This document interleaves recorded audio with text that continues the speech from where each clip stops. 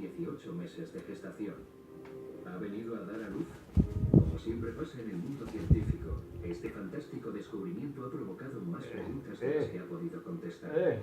Hemos venido con una misión. Por fin, he podido ver el tiburón. Con solo ¿Quién es? visto un segundo, ¿Quién es? ya me ¿Quién he es? sentido satisfecho. Vente, vente, Nemo, vente. Mira la Noa lo que te hace. El equipo Mira la Noa. Ay, ay, ay. ¿La ha grabado? de integridad como la vida de los compañeros. Noa, mira. Ay, qué guapo. Ay, qué guapo.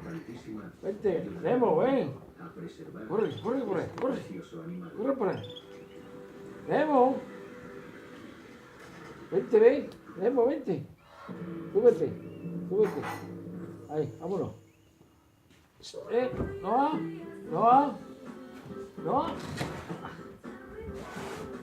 A ver. Oye.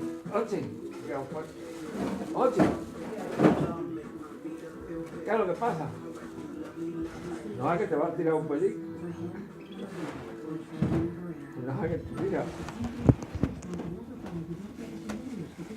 ¡Qué guapo! ¡Ay, qué guapo! ¡Ay, qué guapo está saliendo! ¡Ay, qué te pasa! ¿Qué es? ¡Qué guapo! ¿Qué es?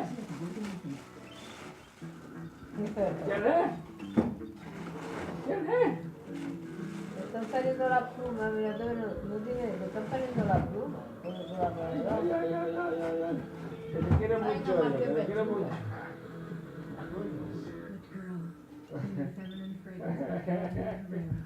Con pechuga no sale bueno.